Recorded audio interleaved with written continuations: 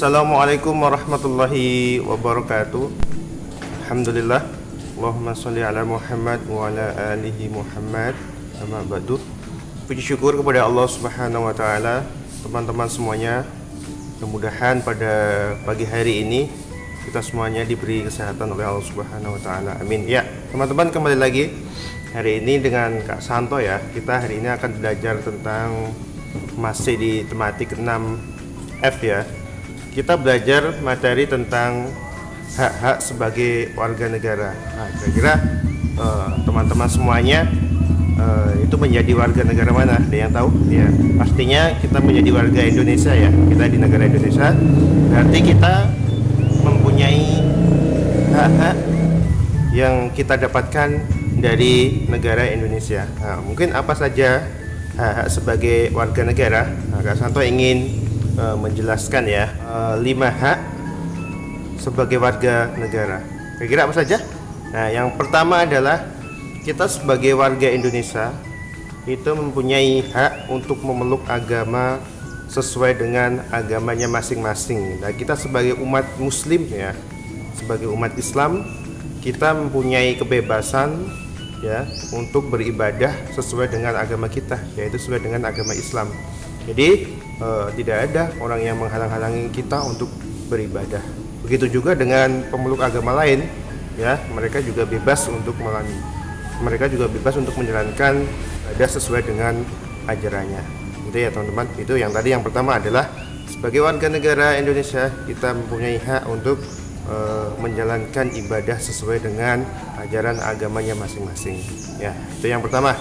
Terus yang kedua, kita sebagai warga negara Indonesia berhak mengeluarkan pendapat. Nah, kita sebagai mungkin murid ya, kita seandainya di sekolahan dalam belajar, kita juga bisa mengeluarkan pendapat kita dalam pembelajaran, dalam diskusi, dalam rapat gitu ya. Nah, Kak Santo sebagai guru, andai kata nanti ada rapat guru, Kak Santo juga bisa mengeluarkan pendapatnya di rapat guru dan seterusnya. Nah, kalau kita sebagai pegawai, kita kerjanya di kantor atau di perusahaan, nah kita juga mempunyai hak untuk mengeluarkan pendapat kita. Andainya kita bekerja di suatu pemerintahan gitu ya, kita menjadi seorang mungkin pejabat DPR, menjadi seorang menteri ya, kita juga berhak untuk mengeluarkan pendapat kita. Namun sesuai dengan peraturan yang sudah ditentukan. Itu ya teman-teman. Jadi yang kedua adalah kita sebagai warga negara adalah berhak mengeluarkan pendapat kita, yaitu pendapat yang positif ya teman-teman ya. Oke. Selanjutnya yang ketiga adalah kita sebagai warga Indonesia itu berhak mendapatkan pendidikan. Nah, jadi semua anak Indonesia ya,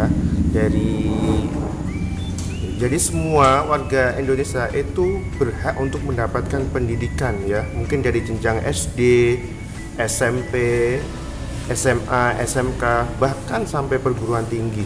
Nah, itu berhak, jadi hak kita untuk mencari ilmu, untuk belajar di negara Indonesia. Nah, ada program pemerintahan, jadi diwajibkan ya anak Indonesia itu belajar sampai 9 tahun. Berarti kalau 9 tahun itu dari SD, SMP, SMA ya minimal. Nah, maksimal kita bisa sampai perguruan tinggi. Itu ya teman-teman ya. Yang ketiga adalah kita mempunyai hak untuk mendapatkan pendidikan di negara Indonesia ini. Oke, itu yang ketiga. Yang keempat, kita memiliki kedudukan yang sama dalam hukum. Nah, artinya bahwa di Indonesia apabila ada seseorang gitu ya melakukan kesalahan, ya mungkin mencuri gitu ya. Nah, itu mendapatkan hukuman yang sama. Jadi tidak memandang entah itu orang bawahan, itu adalah seorang pemimpin gitu ya. Jadi apabila mereka melakukan kesalahan, berarti harus juga mendapatkan sanksi, mendapatkan hukum, yaitu hukum yang sudah ditetapkan dalam suatu negara ya. Kalau di Al-Quran mungkin ya, kalau Islam mungkin hukumnya lebih tegas ya. Kalau seorang mencuri ya harus dipotong tangan seperti itu. Nah, namun kalau di negara Indonesia kita sudah mempunyai hukum tersendiri seperti itu ya. Jadi kita harus taat seperti itu. Nah itu teman-teman yang keempat ya. Jadi sebagai warga negara Indonesia kita memiliki kedudukan hukum yang sama. Dan sebaliknya teman-teman, kita juga mendapatkan perlindungan hukum ya.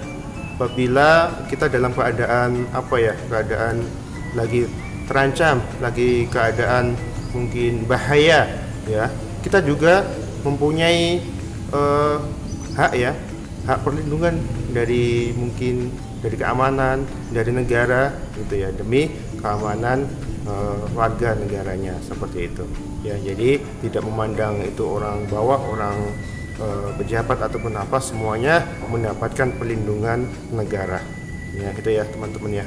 Oke, itu yang keempat. Selanjutnya yang terakhir, yang kelima adalah mendapatkan kehidupan yang layak. Nah, kehidupan di sini kita sebagai warga Indonesia tinggal di negara Indonesia itu mempunyai hak kita hidup layak. Nah, hidup layak itu bagaimana? Ya mungkin kita mendapatkan pekerjaan yang layak di negara Indonesia, kita bisa mencari pekerjaan yang layak. Mungkin dari pemerintah sudah menyediakan lapangan kerja. Nah, itu kita berhak mendapatkan tersebut. Kita bisa melakukan usaha, ya kita bisa berdagang, ya mungkin dagang toko sayur ataupun makanan yang lain. Itu adalah hak kita untuk melakukan usaha agar kehidupan kita menjadi layak.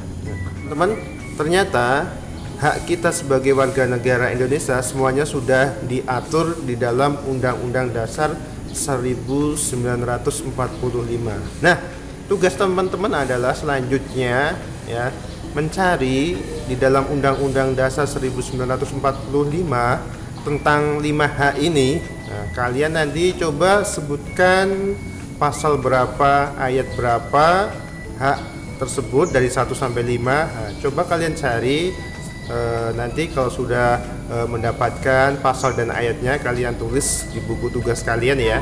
Oke, tugas hari ini adalah mencari pasal dan ayat, yaitu 5 hak di antaranya yang sudah Kak Santo sebutkan tadi ya. Oke teman-teman, selamat belajar, sampai jumpa lagi pembelajaran berikutnya dari Kak Santo. Cukup, tetap semangat ya teman-teman, tetap jaga kesehatan. Assalamualaikum warahmatullahi wabarakatuh.